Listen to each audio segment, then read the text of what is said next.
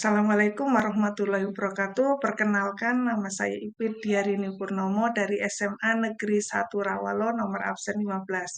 Kali ini saya mau menyampaikan problem solving tentang rendahnya minat baca untuk pemenuhan tugas materi komunikasi interpersonal pada pelatihan Kepala Perpustakaan tahun 2025.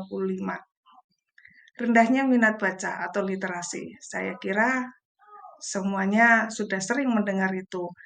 Jadi ini adalah sesuatu yang memang harusnya kita angkat, mengingat semakin maju teknologi, anak kurang antusias untuk membaca. Mengapa minat baca rendah? Nah, ini kita bisa mengidentifikasi dari permasalahan yang diangkat tersebut. Yang pertama, bisa jadi waktu itu habis digunakan untuk bermain HP. Yang kedua, kultur budaya bacanya kurang. Yang ketiga, fasilitas perpustakaan yang kurang memadai. Untuk meningkatkan minat baca pada anak, maka ada beberapa hal yang harus kita lakukan.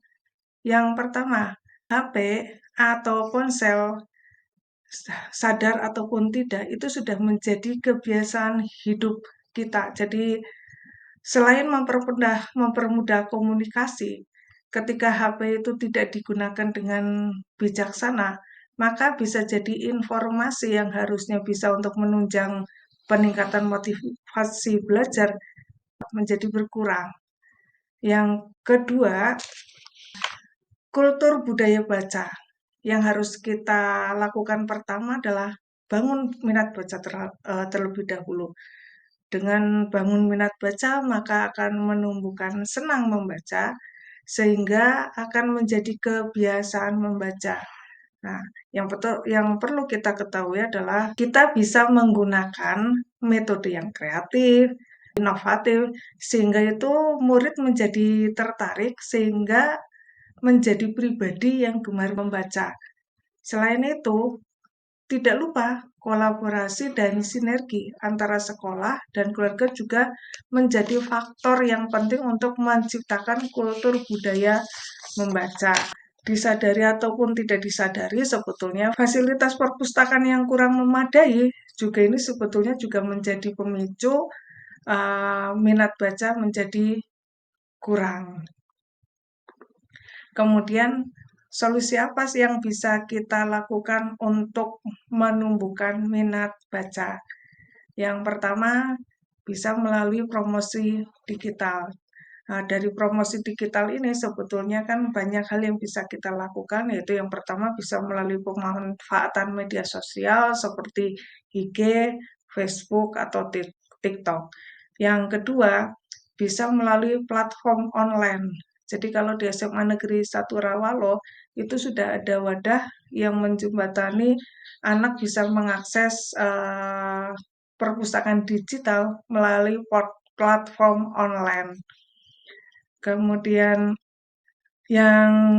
solusi yang kedua, yaitu melalui perbaikan fasilitas.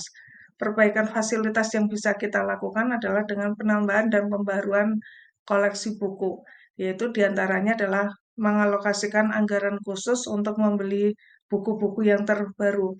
Kemudian yang kedua bisa jadi kita menjalin kerjasama dengan penerbit. Yang ketiga, adakan program rutin donasi buku dari masyarakat. Yang kedua, untuk perbaikan ruang dan fasilitas fisik. Perlu ditata ulang letak ruangan agar lebih luas dan efisien, kemudian tambahkan atau perbaiki ventilasi, AC, kemudian bisa juga kipas angin dan pencahayaan yang cukup. Jangan lupa sediakan ruang baca yang tenang dan bebas dari gangguan suara.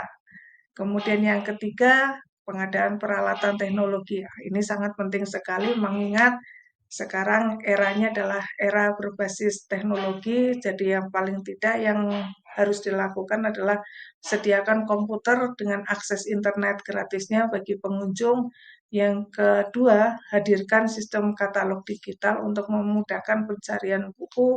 Yang ketiga adalah sediakan printer, scanner, dan proyektor untuk mendukung kegiatan akademik ataupun kegiatan pembelajaran yang mungkin dilaksanakan di perpustakaan. Yang ketiga adalah yang keempat adalah modernisasi sistem katalog. Yang bisa dilakukan adalah bisa mengimplementasikan sistem katalog online, kemudian melatih petugas perpustakaan untuk mengelola sistem digital. Yang terakhir adalah sediakan layanan pencarian berbasis komputer di area perpustakaan. Kemudian untuk perbaikan fasilitas yang terakhir adalah pelatihan petugas perpustakaan. Nah, memberikan pelatihan tentang layanan prima, jadi bagaimana caranya melayani pengunjung, kemudian teknologi informasi, dan yang paling penting adalah manajemen perpustakaan. Yang berikutnya yang kedua adalah tingkatkan kemampuan komunikasi dan pendekatan kepada pengunjung.